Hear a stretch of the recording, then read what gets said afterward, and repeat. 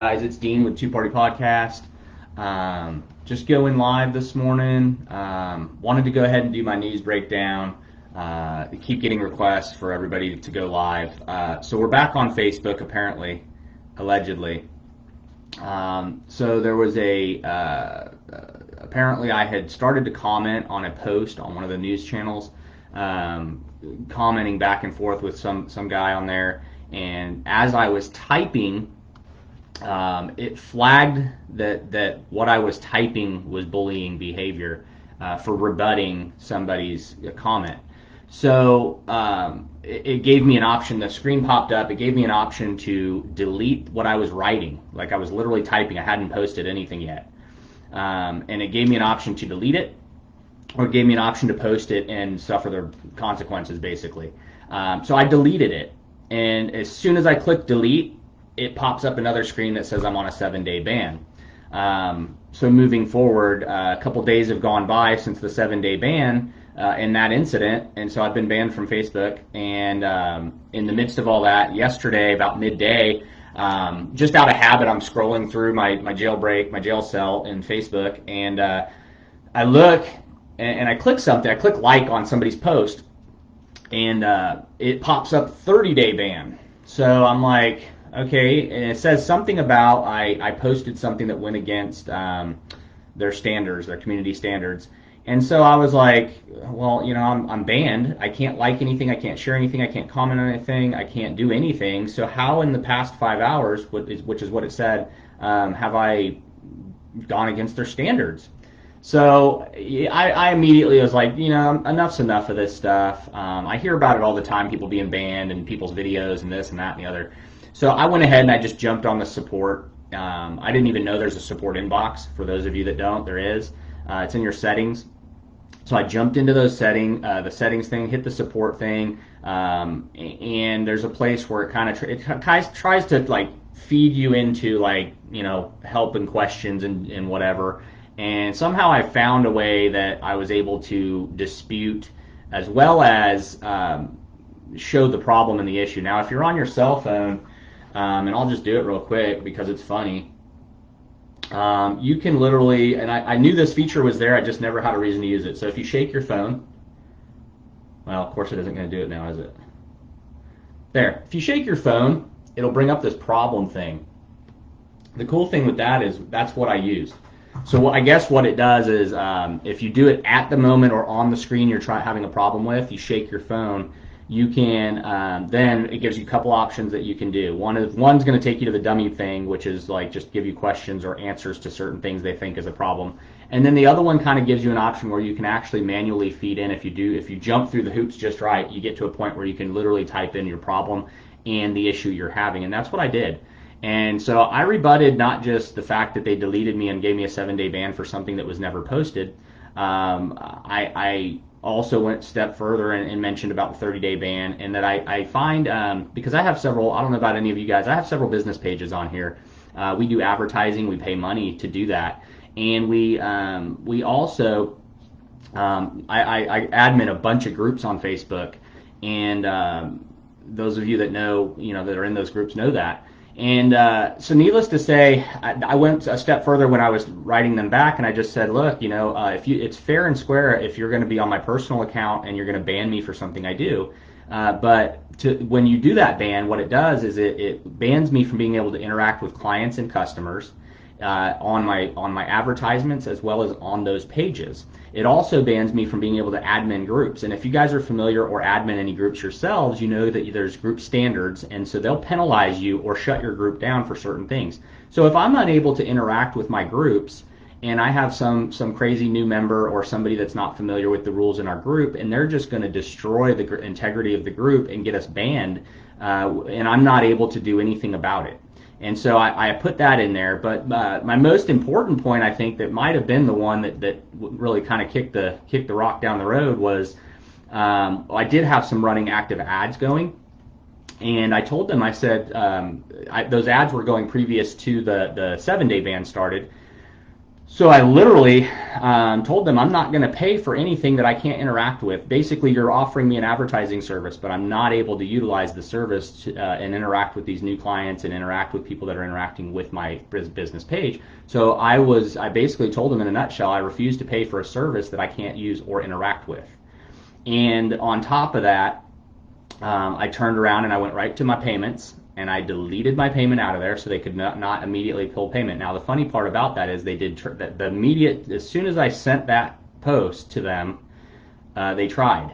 And I guess I was one step ahead of them and I just caught it and I deleted the payment in good faith. I always pay my bills, but in good faith, I just took that payment off and I figured, hey man, I'm gonna try my best to do a one-up on here. And then I went into my settings, and there's a place where you can, a lot of people don't know, there's a place where like you can download all your lifetime history on Facebook, okay? You can download it so you have a copy of it. Basically all your pictures, anything you've ever posted, you can get all of that stuff downloaded into a file. And I've done it before on past accounts and stuff just to save information or memories. But I immediately did that. I clicked that and I said, you know what, I'm just going to close this account out and I'll just let them do their 30-day ban. I'll close this account out. I'll move forward. And if I need to for business, I'll just open a business account and be done with it. Because it gets old. We're adults. And everybody talks about and hears about the Facebook censoring or social media censoring that goes on. We're all freaking adults, and I get that when people get on there and they bully and they call names and it kind of ruins the community standard. I get he's trying to keep a standard on here, but we're all adults, and for you to pull the trigger on somebody and shut down their social media and whatever it may be, and keyboard warriors in their mom's basement get butt hurt. And then they click report, and then there's some kind of fact check, and you get a ban for that. We're adults, man. There is no need or reason now. If they want to if they want to enact these type of behaviors for 18 and under people on Facebook, go at it. But in my personal opinion, I don't see any reason why they're doing this to adults. And I think I put in that thing that I had submitted to them that they need to make some serious changes and community changes and policy changes. And I even put in there that I gave them my number and told them to call me. They immediately, when I sent that over first, they closed it. What they do is they tell you that they don't have enough staff right now due to COVID, and that somebody would look at it, and then they close the case. So it gives you an option to reopen the case, and that's what I did. I went and I reopened the case, and I put down there, and I put my phone number, and I said, closing the case because you guys don't have enough help on a platform that supports millions of people is not acceptable. It's not a response to somebody who pays money for advertising and owns business pages on your platform. And they reopened the case. Poof. Fast forwarding to this morning, I wake up and I'm thinking I'm still banned, which I assumed I was. I'm scrolling through my jail cell, and I clicked a thing out of habit, and poof, it worked. And then next thing I know, I shared. There was some music video came up. It was old Thug Life song or something, Cradle of the Grave or something, and I just, for fun, I just hit it and I shared it, and it worked, and I was like, sweet. So I can post again. So needless to say, here I am. You guys are able to see me and interact with me again. Hopefully that stays that way. If they see this video, they'll probably ban me again, but it's just dumb. We're all adults. So I'm going to jump right into this. I didn't want to waste a lot of time on that, but I want to give you guys a heads up on what I did.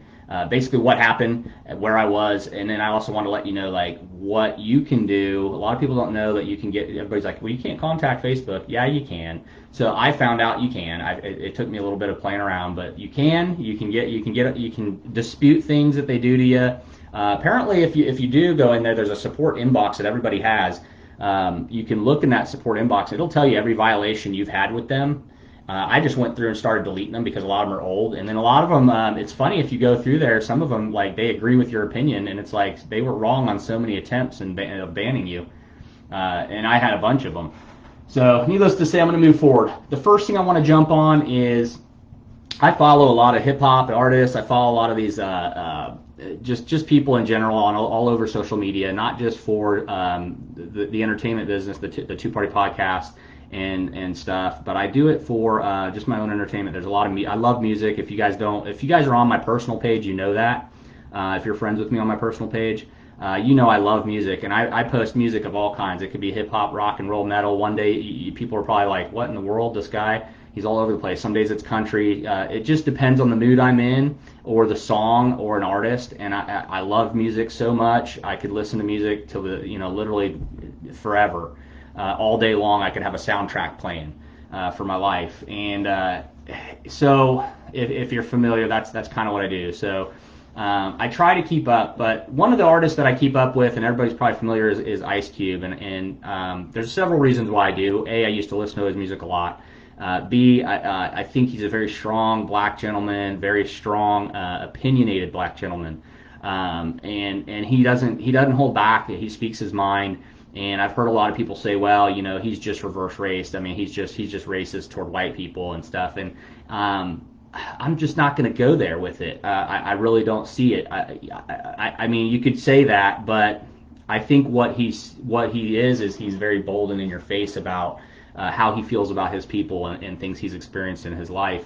And so, not to be, just putting him out there is just one person that I see post a lot. So he did a post a little while back, live video, which I watched. There was two of them actually. He did two of them in support of the same thing.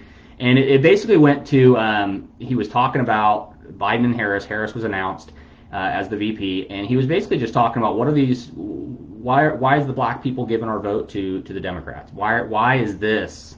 Why, as a whole, are we going to support the Democratic institution that's done nothing for us? Why, as a whole, are we going to support the Republican institute that's done nothing for us? Or they're battling over who's done more for us, but we don't feel as a people that they've done enough. And so he went on this whole tangent about we have so many days until the election. Our vote, let them earn our vote, is what his point was.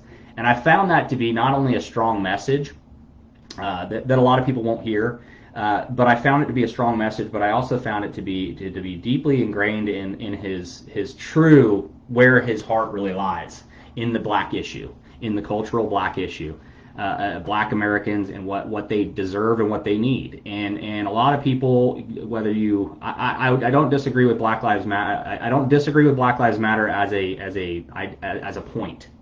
I do disagree with Black Lives Matter when it pertains to any kind of violence or forcing your opinion. Or I've seen some videos recently. There was a guy, I watched the video yesterday. They kind of stepped up to him and told him he had to basically say he supported Black Lives Matter, throw his fist in the air, blah blah blah blah blah. And this guy's just blocking. He's holding the rifle. He's standing in front of his business, minding his own business, and they just come up and they rush him and they're like, "Look, you're gonna support Black Lives Matter." And he stood his ground. He said no. Well, come to find out later that evening, his building got firebombed. I don't agree with that. If somebody disagrees with your way of life or your ideology, that doesn't mean you go out and hurt somebody or affect their business or lifestyle. So needless to say, Ice Cube did this whole live video. It was really interesting to me, and he just broke down why, after all these years, institutionalized, locking up, abortions. I mean, he went through the whole breakdown of why the black people should not give their vote to any politicians unless they literally earn it. And at the end of it, it was what's in it for us. And then if you go to his, I look at his Instagram page. So if you go to his Instagram page, it literally says, he's got on there, and on a couple of different, on his actual official website is the best place to look at it. He's got what's called the Contract for Black America. And what he's doing is, and he's asking for people's help and opinions to write a contract that they can basically submit to a president or submit to legislation that they feel are things in their communities and feel that things that their people need. And I've said it before and I'll say it again. If you're going to be, if you want change, or you want your movement to get some momentum, the best way to do it is to take action. In order to take action, you have to do it the right way. Going in the street, holding up a sign, screaming in people's faces and burning their businesses down is not going to get you the result you're wanting. What he's doing is the right way to do it. Okay, he's rallying together. He's getting great minds together to write up a petition and a contract, and that's what he would like to present as a grown man, in handling a civil conversation and having the discussion. And he's gonna get this thing done. And this contract, I was reading through it, is pretty interesting, and I don't have it up in front of me, so I'm not going to read through what it is on this news update, but that leads me into what I'm fixing to get into, which is the Platinum Plan that Trump presented, or the administration presented.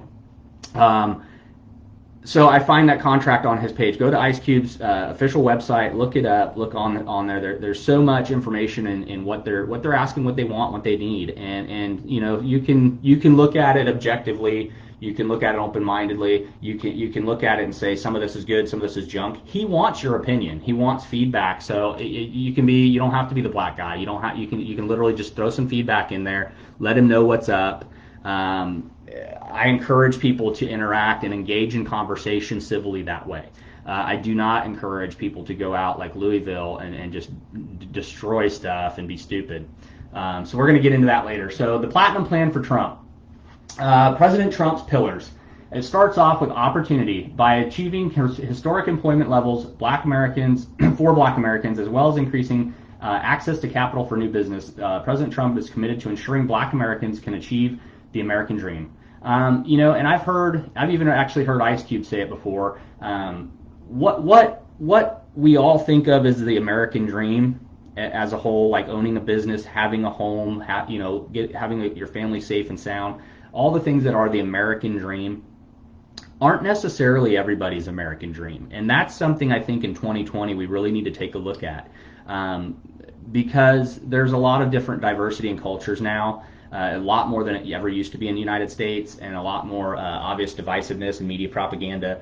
But just remember, when you talk about, you and I from our generations, and I'm 44, so when we talk about the American dream, what I picture is, you know, having business ownership, having a home, having opportunities for employment, and good fair pay that I can take care of my family. Those are the things I think of as the part of the American dream. And when some people don't. Some people, that's not their American dream. Some people, whether they're married, single, whatever it may be, their American dream may be way different than yours. Theirs could be completely 100% entrepreneurship and getting rich, and some people's could be, you have a lot of homeless people that don't want to find a home, and there's people that are outreach to them, and they absolutely turn it down. And so if the American dream for that person is to be homeless and live the life free that they want, then we got to respect that. And so we have to learn to respect people for the dream that they have, which may not be the American dream or the dream we have. So it's about respect. And then the next one they step down to is security. So by signing into law celebrated First Step Act, which has been done, President Trump has brought common sense criminal justice reform to American people for the first time in decades, while ensuring that our streets and communities are safe for families and business owners. Prosperity. As the first president to provide long-term funding to historical Black colleges and universities, the administration continues to seek immediate and generational advancement for Black Americans. So a lot of you guys, I hear the rebuttals about what has Trump done, what has Trump done, and I'm going to encourage you, and I've said it before, and I'm going to keep saying it. Whitehouse.gov. Go to the presidential actions. There's over 160, I think by now it's 167 or up pages, okay? Each page lists dozens of things this president has done. In that list of things, and I've read it, it's public record. The president of the United States and his administration is not going to put for the world to see on the White House website bullshit, okay? They're going to put out information that is factual, that can be fact-checked, that is real, okay? So you can take it and then start picking it apart, and whether you agree or disagree with what it is the action he took with his policy for his administration, which he's allowed to do, but at the end of the day, he did take action, okay? And that's one of the actions he took. He did make sure to support historical Black colleges. He did set up the First Step Act. And then this next one, fairness, as demonstrated through his actions to initiate investment into opportunity zones, which is where he was kicking back for some of the urban and basically some of the city areas, and he was talking about redeveloping, doing away with like projects and stuff, because some of those they don't help the Black community. Sometimes they just end up making more crime. So opportunity zones, as well as address health disparities, wage gaps, and necessary education reforms. President Trump works every day to advance a fair and just America for the black people. Then you go down further on this flyer. It says President Trump's promise to black America over 4 years. So you see where I'm tying this together with my conversation about Ice Cube. So he's literally trying to work up a contract for black America, or what black Americans want it as a contract. They're asking the United States American government to work a contract with them, make a contract, kind of like they did with Native Americans. They have a pact and contract with Native Americans on the casino funding and land and different stuff, and it's ever changing. Okay, I feel there's never going to be a reparation situation that we hear about, and I've heard of states that have agreed to do that, but I don't agree with it. I don't think it's not that I'm against it as far as like helping people that were part of that, but I don't feel that the taxpayer dollars these days need to pay for something that probably in my lifetime I never saw it, never did it. So you can disagree with me, you can hate that version of what I'm saying, but at the end of the day, I think moving forward, paying money, it's kind of like paying money to climate change and giving millions of dollars to Mother Nature doesn't really fix Mother Nature. We don't give millions of dollars to people and enable that way. It's kind of like giving a spoiled brat kid money every time he yelps or says something. It doesn't solve the issue. The issue at hand is about discussion and making I guess for lack of a better term, like Ice Cube was saying, like kind of a contract, kind of a pact that we're saying we're going to make sure we support these people. So that being said, President Trump's promise to black America over the next 4 years. So if he gets reelected, this is what he's saying. He's going to increase the access to capital in black communities by almost $500 billion. That's a lot of money to support our nation's just one culture community. Okay, 3 million new jobs for black people, creating 500,000 new black-owned businesses, increase access to capital in black communities by almost $100 billion, safe urban neighborhoods with the highest policing standards. He is working on reform. Everybody that's still running around in the streets protesting about defund the police and the police need to go and all this stuff, it's in the works, folks. It was in the works the day of the George Floyd thing. This was all, I can promise you, supervisors and the president and other people were going, wow, that didn't work out very well. That's not cool at all. And this is all in the works. DOJ already started looking into it. I mean, there's changes coming. You guys got to calm down, be patient, trust the system's going to work. That's hard to say, and I've heard this too, is when people say trust the system, let justice do it. And I've heard them say, well, look what it's done. I agree. It's proven to be failure, in a lot of areas. However, if you believe in second chances, or you believe in it, or someone that's ever changed their life, and you're like, holy crap, how did that guy do that? I never expected it. Think of it the same way. You've got to give it time. We're not perfect, and nor is the systems we create as far as justice and obviously our government. So be patient, take action the right way, utilize the system for what it is, and operate in that system legally, the way it's supposed to be. So then commit to working on Second Step Act. So we talked about the First Step Act he enacted already, which he celebrated the First Step Act, which brought common sense criminal justice reform to American people. That's already passed. That's already in the works, like I just said. They're already trying to reform and figure out new policies and better ways for police to interact with communities in a more engaging way, where we can all get along and there's not people dying and getting killed and just being arrested. So he's working on the second step, which will be interesting to know what it's about, what it's going to entail. Access to better education and job training opportunities. Give black churches the ability to compete for federal resources for their community. Now, a lot of you, I grew up in or lived in many communities that were outside of Tampa and Ybor City. My dad had a house there. I used to go stay with him all the time. I used to walk those streets, all the dark alleys, all the crazy areas.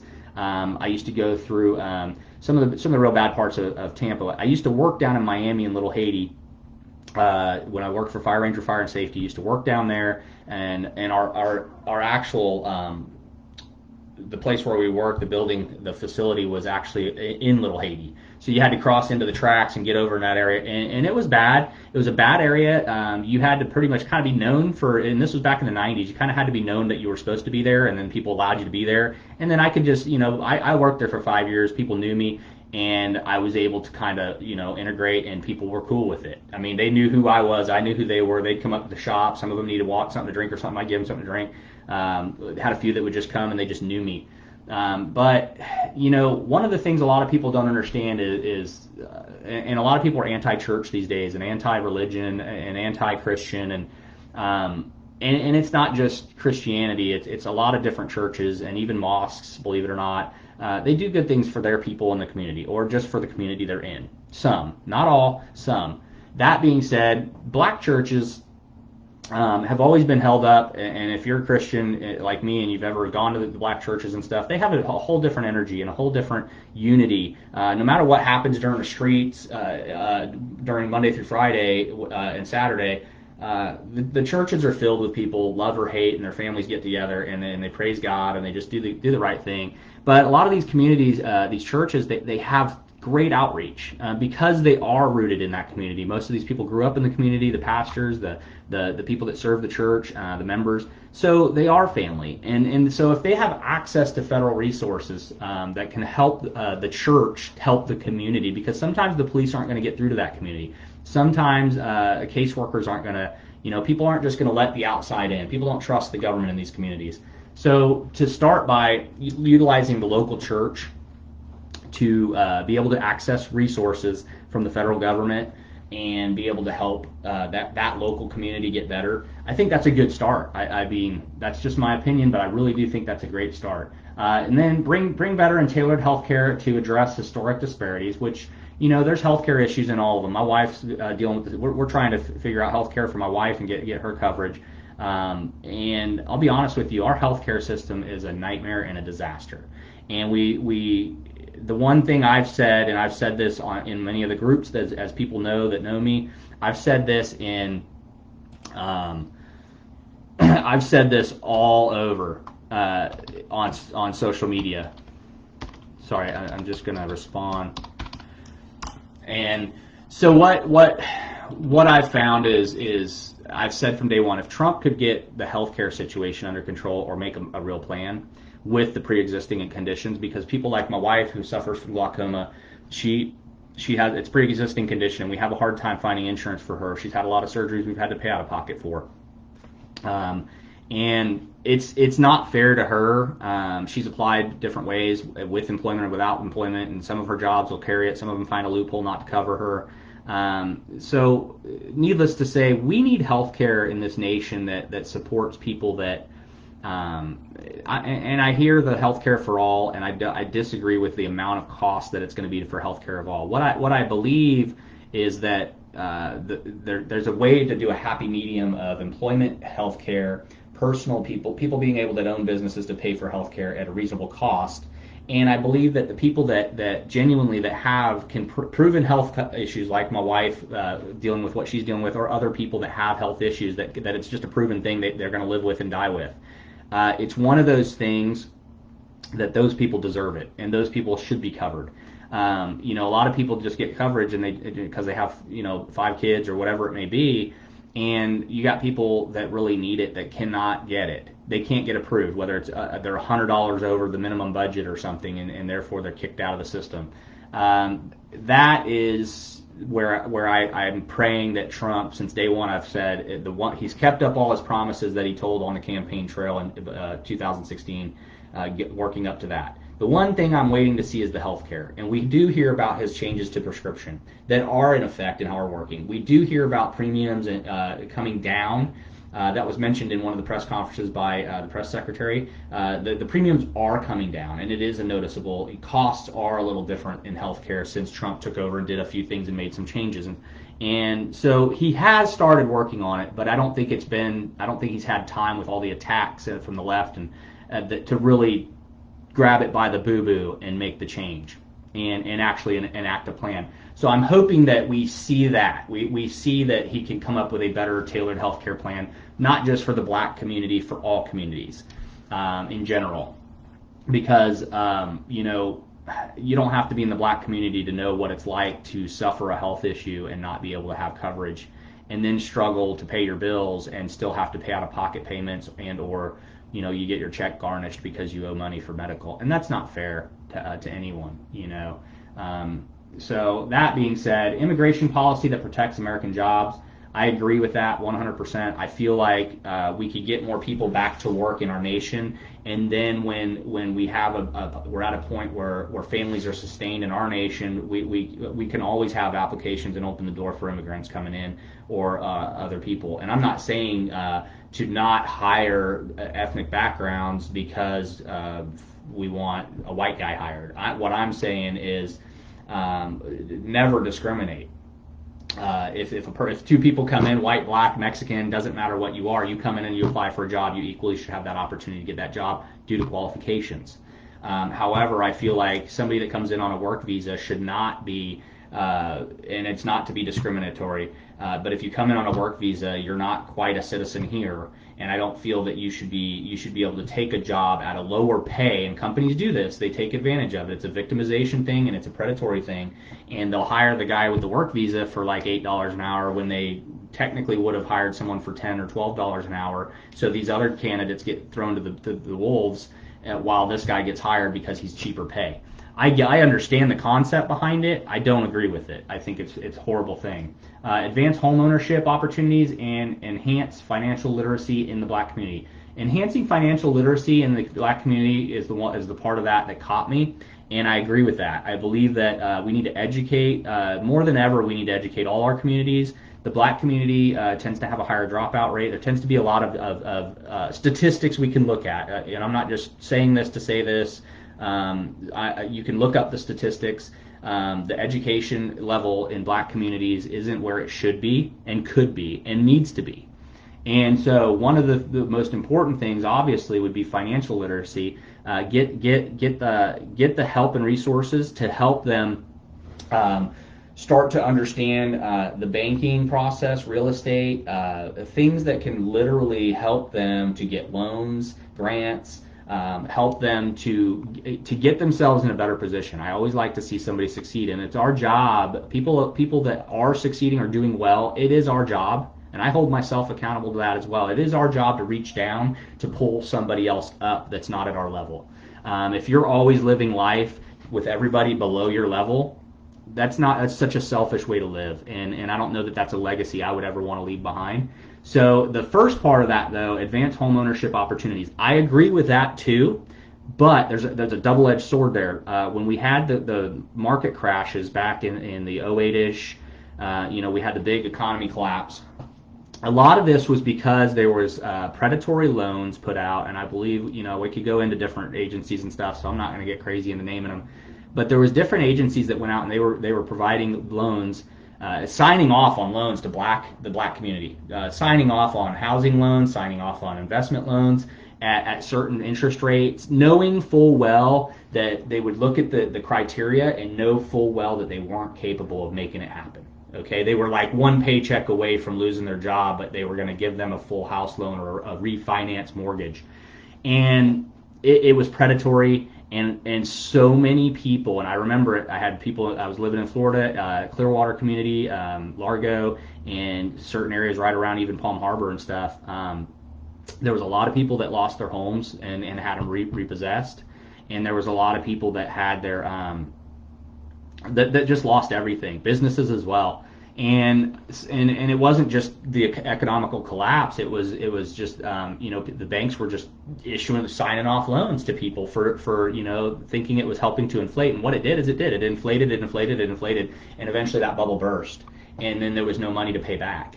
And so I feel that one's a double-edged sword. So I guess if you're going to look into advanced home ownership opportunity, you also need to follow that second portion, which is enhance your financial literacy, to understand what it takes and what position you should be in before you just jump in to go into a bank and getting a loan for a home, and your job, you may have been at your job for 5-10 years, whatever the requirement is, but your job, you may not know that your job's not that secure. The business may not be doing as good as you think, and you could lose your job at any moment, and that loan is on you. So there's just different ways of looking at things. Onshoring manufacturing to advance jobs and development opportunities for black-owned businesses. I 100% agree with anything that has to do with manufacturing and trade. As far as jobs, I feel like we need more industrial. We need more manufacturing in our nation, not outsourced to other countries. I understand it's cheaper labor because they don't follow labor laws that we have here in place, and that's why a lot of people moved. But I also feel that what we also need to start bringing back is actual trade skills. And right out of high school, like they used to have when I was in school, we had P-Tech, we had a bunch of different avenues you could go to learn different trades, music, all kinds of different stuff, marine mechanics, automotive. There were so many opportunities when we were growing up that aren't there now. And so you have a lot of these, like prime example, one of my friends here that owns a body shop, he just mentioned, last time we were talking, and he was just like, you can't find a candidate that does body work anymore. There's nobody that comes out of these body work schools, and nobody wants to do it. And so you have a dying trade. You have all these cars that, every day there's accidents and cars that need fixed, and you got a trade that's just dying because nobody is learning it.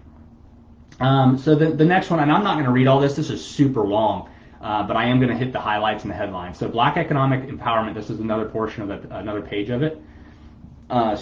Black economic empowerment and access to capital. Jobs, jobs, jobs. So the big function here is bringing in jobs. And I'm just kind of skimming through, but at the end of the day, the more opportunities you bring into a community that's maybe not doing so well, but you bring in jobs and you hire the unhireable, if that makes any sense, okay? And don't take that the wrong way. You hire people that normally are not going to go apply for a job. You try to hire people that don't have the job skills, okay? So they've got to start somewhere. And I had a very good conversation with Coach Cam, and he brought up a very good point about how you start off, you educate the fry cook, okay, just for an analogy, educate the fry cook moves up to the cash register, and then the cash register person and the new fry cook person's getting educated to step up, so that the fry cook's going to step back up to the cashier now is going to train for manager position is going to train how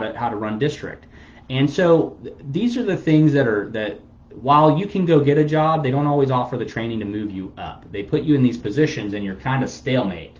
What we need in this world or in our nation is more resources that bring you to an entry-level job, and that entry-level job has the opportunity, if you want to, you're not forced to do schooling, you're not, but if you choose to, you can take career advancement, and that career advancement will move you to the next stage. And then you learn that, and you do that for a while. Then you learn what the next phase above that is. And what this does is it incentivizes people to want to get jobs. It incentivizes people to see that there is opportunity to get better pay, and it gives better opportunities. So jobs, jobs, jobs, that's not just a political, message. That's the facts. You don't have to be a politician to know that communities need jobs.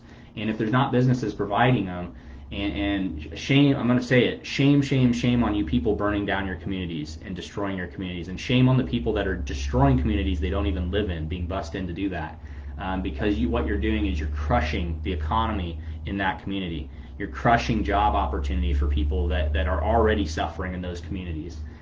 So shame on you. Better and cheaper health care, affordable care you can trust. So we kind of touch base on that. Safety and justice, safe in the streets. If you want to look at this, I'm looking at this off of Ivanka Trump's page, but it's you can find it on whitehouse.gov. Fueling access to capital for black-owned businesses. Again, that goes back to, if you have a business and you're kind of suffering and struggling, then you just need a little loan, and you try to go to the SBA and get a loan. Back in the day, previous to Corona, it was impossible to get a loan. Yeah, there's so much paperwork, so much crap you had to deal with. They need to lift a little bit of that, make it a little easier to get these loans. But again, double-edged sword. Don't go get loans because you think it's great for your business if your business is not showing projections and reports that are improving. If you're just kind of stagnant because you're stagnant, and maybe it's just your market that you're in or your community, depending on the business you're in, that's not a reason to go get a loan. Okay, that could potentially put you in a bad situation financially. I encourage you to really have your CPA or whoever's doing your accounting really know how those numbers are being projected before you decide it's a good day to go get a loan, because they have definitely different stipulations for business loan. More education opportunities. 100% agree with this. Education for African Americans, they can choose. Federal, state, local. I am going to read a little bit of that. Federal, state, and local community partnership to close failing schools, to replace with full school choice with education opportunities, to put American parents back in control over their kids' lives. I agree with that. And you know, the biggest thing about education, I know from personal experience in my family, you can't let a kid drop out. When a child is talking about or threatening or whatever it may be, you cannot allow them just to drop out. Okay, just it's just not cool, man. You don't that child at that age, whatever age they decide to drop out, they're not fully educated enough. They're not even fully grown enough to know the repercussions of how it's going to affect them later in life. And even though we say that, we have that conversation, we yell at our kids, and you don't know what this is going to do later in life. They don't understand that conversation at that point, and things that matter then don't matter later. And they won't know that, and we know that when we get older and we kind of reflect on what we did as kids. You cannot just have that conversation and then say, well, it's on you then, drop out. No, you got to stand up as a parent, be a firm parent, be a leader, be an authority. If you have to be an authoritarian parent, be an authoritarian parent. I'm encouraging that. And I'm sorry if you disagree, but you don't give up on your kid, and you don't give up and just say, he's just so hard-headed, blah, blah, blah. I'm just going to let him drop out of school. He'll learn. He's not going to learn. He's going to do the opposite of learn. He's going to fail. And he's going to have a really hard life because you didn't force him to even try to graduate. I mean, hey, dude, if you push him, he makes it to the last year, senior year, and he can't make it through that year without getting good grades to graduate, and they want to hold him back or make him do night school, that's a lesson he can learn, or she can learn. That's it. I mean, don't let your kids drop out of school, period. Okay? Lesson learned. So anyhow, I'm going to get out of that one. So that's on that topic. I really think that it's interesting. I think it's something we need to continue to look into, and maybe look into more of what that policy is that we're trying to get here with Trump, that he's trying to put that platinum thing through. And that's it. Sorry, I'm just reading something real quick. Okay. I kind of want this open to the public here. There we go.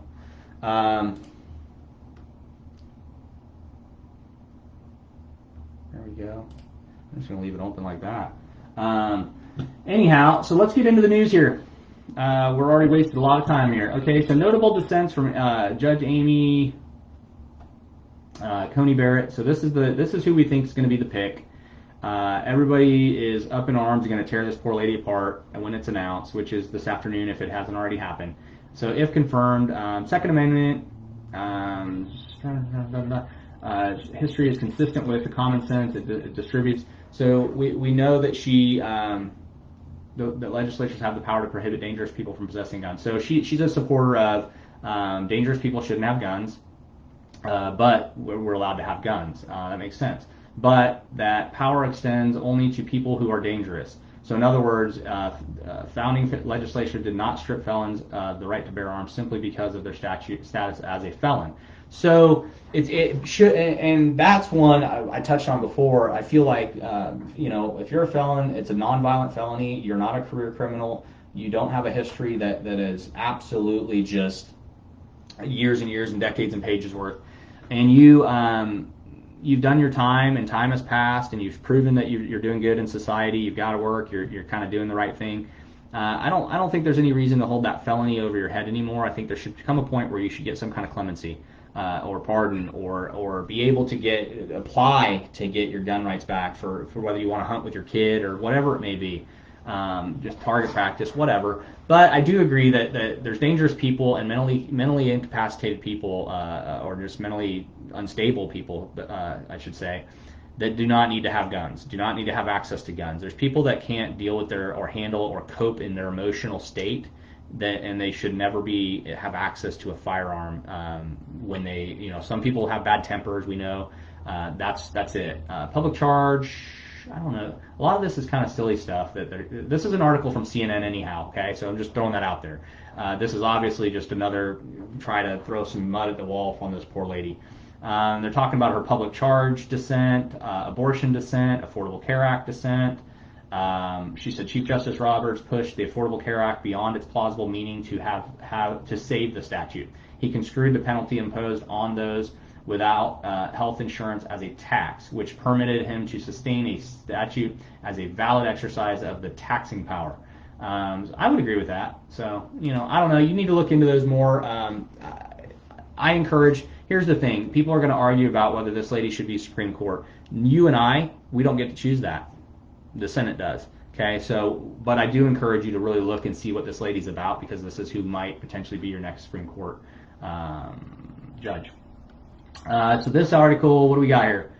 I got some stupid ad in my way. LA County, okay, so hundreds of people, there we go. Hold on, folks, bear with me here. Technical difficulties. When you open like 100 tabs, it tends to do this. So basically, in a nutshell, hundreds of people,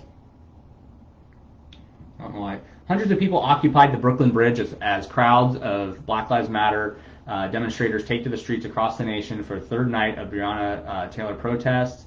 Protests continue Friday in New York and other cities in the country: Boston, San Diego, LA, Oakland, and Louisville, over a grand jury's decision. We already know that. So that just, it's the ongoing stuff with the Breonna Taylor thing. Charles Barkley has made a statement. Shaquille O'Neal they were talking kind of in the same forum, and they made comments about it, kind of denouncing like the violence and stuff, and that it's not solving anything. I watched yesterday live Willie D. If you're familiar with him, he came out and kind of called both of them out and saying, you know, that we shouldn't be questioning. What we should be asking is why they were there, the police, versus you know, why the boyfriend, why this, why that. He was basically kind of putting a little spin on it. And while I love that he spoke up about it, and while I love that he has his opinion about it, I was following into the comments, and as I went down further into the comments, it became very real to me that he's very uninformed about the circumstances, and in a sense, he's kind of being biased about the fact that he is anti-cop. He admits on the live, or on the I guess on the live, he admits that that if you go to become a police officer, you become indoctrinated. So that came up, and when I start hearing stuff like that, I'm sorry, we need law enforcement more than ever, and I support them. And you can't say because somebody goes to the police academy to serve their community, to protect and serve, and learn what law enforcement's about. They don't indoctrinate you to just start believing that the black people are bad, and that's not what goes on at police academy. They look at all kinds of different things, and that goes for police academy, FBI training, the whole nine. So don't get caught up in stuff like that. So anyhow, this is all still going on. It is out of hand. I don't even know what the heck this one is that pulled up. Sorry about that, folks. I'm just kind of chatting to myself. So needless to say, I didn't agree with Willie D's comments. You have to look at all the facts here, and the facts on the Breonna Taylor case are there was and there is some issues at hand. Okay, there is the boyfriend did shoot. Okay, there was multiple reports on this guy. They were monitoring and surveilling her going to trap houses, dropping off stuff, whether it's money or drugs. You know, there's so much stuff, and we can sit there and go, you know, the police planted this, or they just lie. And Willie D made comments to that about that, you know, the police lying and stuff. And it has happened in the past. There has been dirty cops. There's scumbag cops, okay, that there were and probably still are scumbag cops in certain police forces. And there's people that go onto the job with their own personal lies or personal opinions and perspectives against people, and whether they're prejudiced or whatever it may be, they bring that to the job with them. It is not acceptable, and nobody should accept that.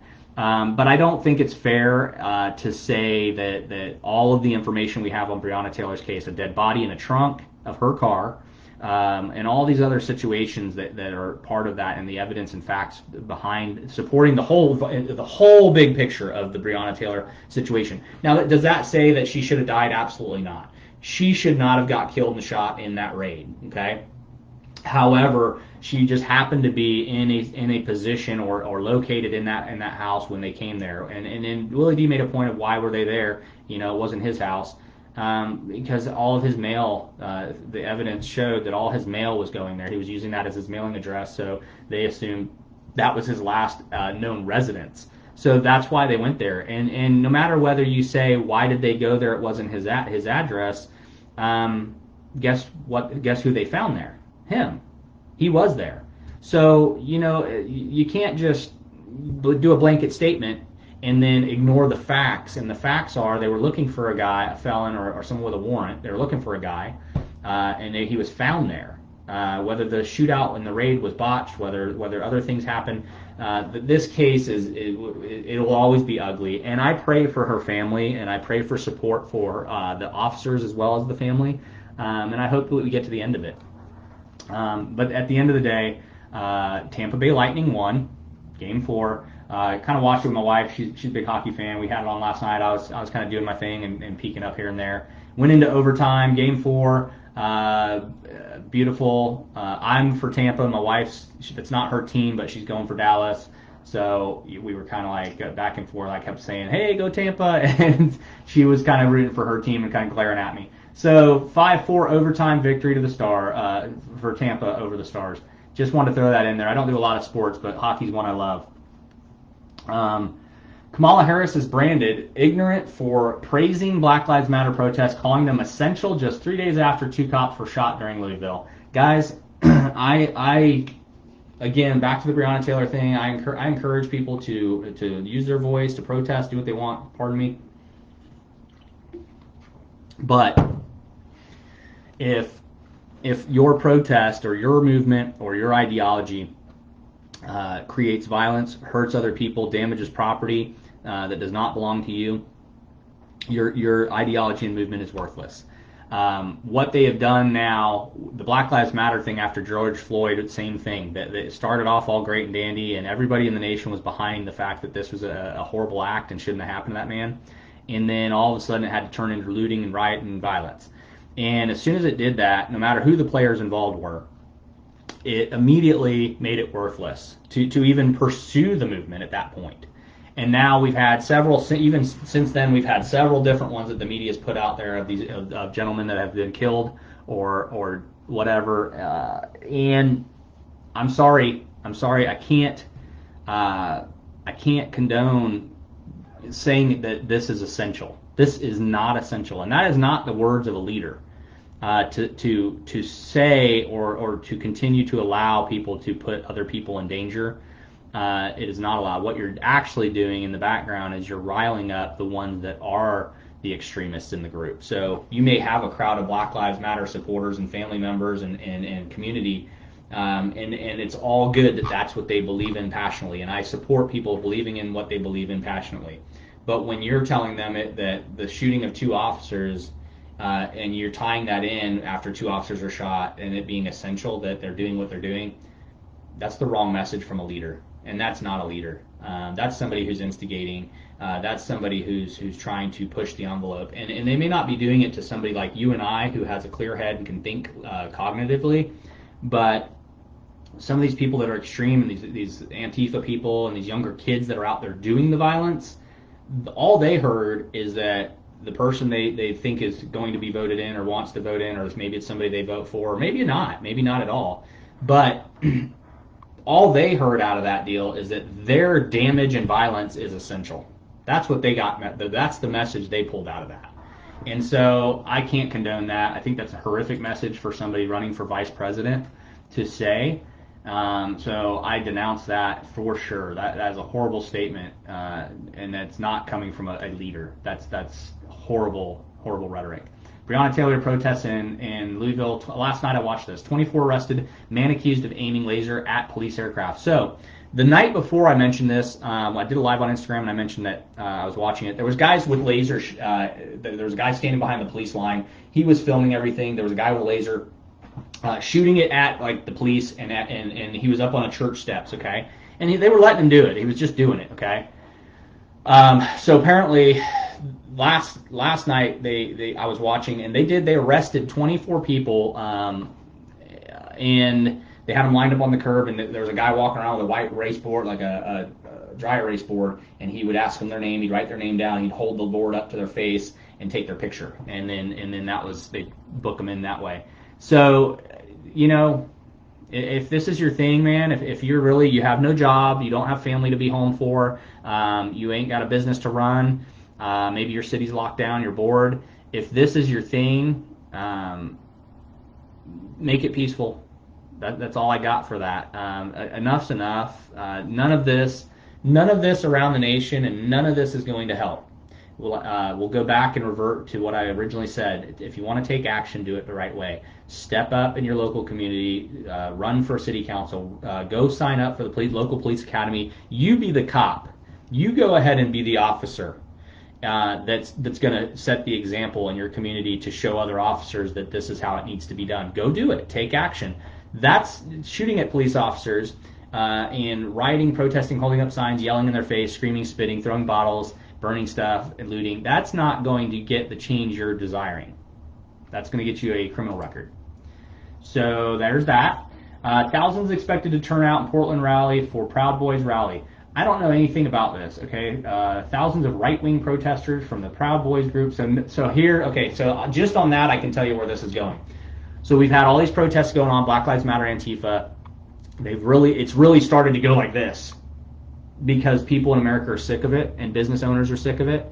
And so just reading that little bit I just kind of touched on, I can tell you right where that article is going. And this is from The Hill. That article, and you're going to see more articles like this, is going to start pushing the narrative that now we have right-wing groups out there doing violence, okay? You can't just leave it at, we can't just have it one side, so now they're going to spin it. Mark my words, they're going to spin this into now the Trump supporters are the ones doing the most violence. They're going to be the Trump supporters are the ones out there doing all the violence.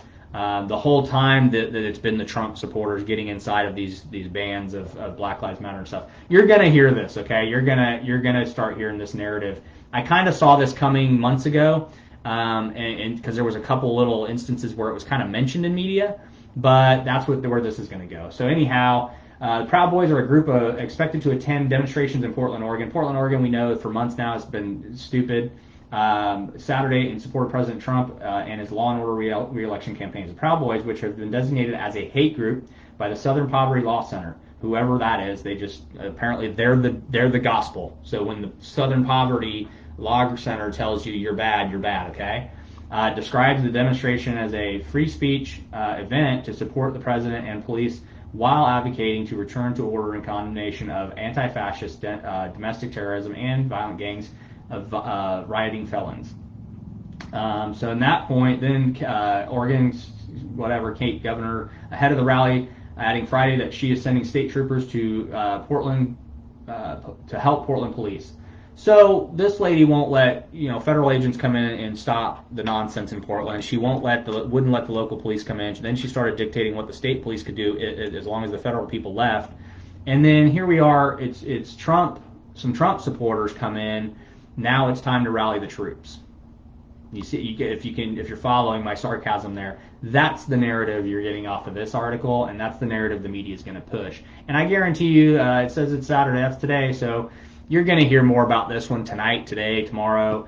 This will be a real good spin to kind of deter like the Black Lives Matter, Antifa people are bad. This is going to be it's the Trump supporters. Mark my words. Temporary contractor threw Trump ballots into trash. Pennsylvania officials reveal mail sorter was fired after incident the president said is proof of mail-in voting fraud. So this guy, how do I say this? The post office is supposed to do the post office's job. The election board and officials are supposed to do their job. And that is it in a nutshell. If you're not a election board employee, and you're not a postal worker, and you're not of the federal government that dealing with election and stuff, you should have zero contact and or transferabilities or possession of ballots that are not of your own, not your ballot. And so that's where we're running into more problems, and that's what I see with this situation, just so you know. Okay? Moving right along. Florida Governor DeSantis fires back at ignorant critics after lifting restaurant capacity limits. So he's taken everything back to full capacity for all my friends down in Florida. He's taken everything back to full capacity. I've got tons of friends down there that either own bars, own restaurants, not and businesses in general. The mask mandates have been ridiculous everywhere. We saw the lady the other day just get arrested and tased for not wearing a mask, and in the background you see the kids on the field with no masks cheerleading. You see people in the crowd with theirs pulled down, and you see at the very end of the video she's in the background getting walked off. One kid yanks his up. And then somebody had posted about the ordinance there, which basically just says it's supposed to be a fine. But needless to say, at the beginning I was really questionable about Governor Ron DeSantis in Florida, because that's what I consider hometown is Florida. That's home to me. And so when I see things, I keep up with things in Florida because I love Florida and I miss Florida, and it's just home to me. So when Governor DeSantis first went in, I was really questionable. I didn't like Rick Scott. Didn't care for him much at all. But when this guy came in, the choice was him or Gillum. Now Gillum just recently, a couple months ago, was in a big scandal where he was caught vomiting drugs and had a male prostitute and all kinds of stuff. So that would have been if DeSantis would have lost, that would have been the governor, is the guy that's got male escorts and doing meth and overdosing, and would have had power over your government, over your state. And so Ron DeSantis got in, and I was thankful for that situation over Gillum. But at first I wasn't. I was just kind of like, is he just some kind of rich guy that just how does this play out? How does this benefit Florida? I really just was kind of questioning his logic and some of his campaign rhetoric. Since he's been in office, I see him day in and day out stand up for things and do the right thing. I've seen one or two things I totally would have disagreed with on his decisions. But for the most part, everything I'm seeing, his handling of this pandemic in Florida has been a real hot spot.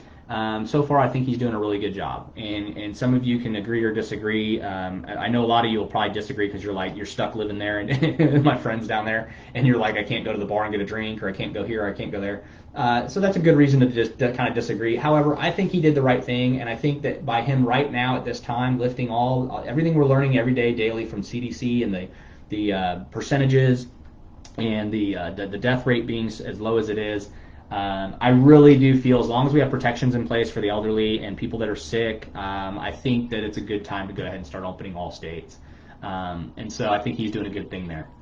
So that was my note on that. This one, Democrats debate whether this was coming, okay? So the Democrats for 4 years have done nothing but attack Trump. They've absolutely just made this presidency, his presidency, miserable, and that was their plan. And it kind of worked, but it unfortunately every time it's backfired because you can't shake this guy. He's resilient, and so the impeachment, the Ukraine, the every smear, he's the most invested. I say this over and over to people. Anytime someone on the left wants to come and debate me about it, he is probably, and I guarantee you, the most investigated president we've ever had in our entire life. And I'm talking right down. We know they've investigated each one of his kids, his organization, Trump Tower, all of his previous business transactions, buildings, projects. They're now trying to look into his taxes. I could care less what this man's taxes are, and a lot of people feel the same way. It's just basically, what was the old saying? If you dig deep enough on someone, you'll find a reason to arrest them, type of thing. Somebody will know the statement I'm looking for. So that's everything they've done has just been a failure. And so this headline is prime, and I said a few months ago that this is probably going to happen. It's when this started coming up about this. Democrats debate whether to engage or withdraw in Supreme Court fight. Right now, we're so close to the election. Every little thing that matters for political gain matters. And right now, for them to have a full shutdown of government, obstruct the president and the Senate from doing their job and appointing someone, every bit of that is only going to further push American voters and Americans away from the left. They are not going, nobody wants to, and I don't care what side of the aisle on, unless you're super extreme and you just really are vindictively hate Trump, the reality of what's going on. If they do decide to try to impeach Trump over doing his job, which there is nothing to impeach, it's thrown out because you can't impeach somebody for doing their job. He said that before, and he's going to end up saying it now, and that's going to be the winning statement. But now they're literally saying, well, maybe fighting about this Supreme Court appointee is not worth it. It's not worth it. If he's doing the right thing, it's his job. The Senate's doing the right thing, it's their job. Stop making it political. If it was an opposite situation, the Democrats would appoint somebody in a heartbeat. Unfortunately, it's just not fair to them. Roll the dice. It didn't fall in their favor. That's all it is. That's all this is about. There is nothing they can do legally and obligation-wise other than to just make a scene. And if they do that, we're so close to the election, they're going to have American voters walking away. Left and right, more than what I already have, are going to walk away. They're going to leave. Nobody wants a party. This party's been so extreme and idiotic in this past 4 years. I've never really even seen, under Obama, there's a lot of people that didn't like Obama, but you've never seen anything like this. You've never seen anything like the treatment of this president and his administration and the people around him and his appointees like Kavanaugh, what they've had to go through. It's not American, it's not civil, it's not respectful, and I don't care. Behind closed doors, we know all these senators and congressmen, they get along and they talk and they know each other and they've been to dinner together and they've been to fancy stuff together. Don't be fooled by the political media propaganda bullshit, okay? These people are playing you like a fool for votes. So make your vote count. COVID, anti-restriction protests being shut down over lack of social distancing. So now, I've talked about this before, around the world globally, we have protests going on about lockdown. A lot of countries are full lockdown. Australia's had many arrests lately, all kinds of crazy stuff going on. So now, in some of these areas, the police are actually stepping in and saying, enough's enough, we're not even going to let you protest. So the rules in England limit indoor and outdoor gatherings to 6 people with exceptions. So the protests are exempt from the rule of 6 restrictions, but demonstrators must social distance. So because they're not all social distancing, they're all kind of gathering, the police are now moving in saying they're breaking that, and so they're breaking it up. They are breaking up protesting in other countries. So the reason I wanted to kind of highlight on that is because I want to give you the question then, what about us? Okay, so they're protesting anti-lockdown. We have people protesting here over Black Lives Matter, Antifa, and rioting and being stupid. And so their police are getting involved over anti-lockdown, actual just free speech protesting. Should we get involved as a nation? Should our law enforcement and our maybe National Guard, should we get involved in breaking up and shutting down all these protests in our nation that are violent? Let me know. Hit me up. twopartypodcast@gmail.com. If you got that question, answer it. China is building more secret detention centers in Beijing. Think tank says. So they've got these little secret detention centers where apparently they take people. Detention centers in Beijing where Muslim minorities are allegedly being subjected to acts of repression appears to be expanding, and a greater number of the facilities are resembling prisons. So the Australian So it's basically like they're making these little gitmos, for lack of a better term. Police investigate threats against head of Tulsa Health Department. Okay, so this guy, there's been a lot of stuff thrown around with this guy, Dr. Bruce Dart. He's worked in public health for 40 years. He is not a doctor, okay, medical doctor. He has some background in medical, but he's not a doctor. So a lot of people in Tulsa have said this guy, his word on things. He was one of the first ones to stand up on the Trump rally and say, not bringing it to Tulsa. It's going to spread, blah, blah, blah. He had his own logic on it. A lot of people are like, screw him. Don't care what he has to say. He's not even a doctor. But he does run the Tulsa Health Department. So I personally kind of agree with a little bit of that I'd like to have somebody more competent or somebody with more of a medical or virological background to kind of be in that place. But we have him. And so I guess there's been some threats, people that are just getting a little over the top. People, stop getting over the top. Some people are getting over the top and actually making threats to him because in Tulsa we do have a mask mandate. So you're supposed to wear your mask when you're in Tulsa County, and I believe Oklahoma City. And a lot of people, that's where we live, and we do, if we're going in and out of a business, I see people walking down the side of the road wearing them, trying to follow the law or the ordinance. But that being said, people are trying to kind of threaten this guy. Folks, if that's what you're doing, it's not cool. Again, violence and threats does not help your movement. Tulsa's chief of community development and policy let go by the mayor. So I'm going to do that. Okay, now it'll let me read the article. Michelle Brooks, spokeswoman for the mayor's office, confirmed Friday afternoon the doctor was no longer employed by the mayor's office, but she provided no details. I can confirm he no longer works for the mayor's office. This is a personnel matter, and I don't have anything else to provide. So I hate non-transparent government, okay? And that right there, I hate. I would like transparency in my government. I believe we, the people, deserve to know why this guy was fired or let go, whether it's a personnel issue or not. I think that maybe this guy, whoever he is, needs to step up and maybe do a press conference and let us know. Because I feel like our government works for us, and I don't always agree a lot at all with this mayor Bynum, and he just got reelected. And I truly feel that he's not transparent. And while he is a Republican, all of his policy tends to lean Democratic. And I have no problem with policy and party politic lines.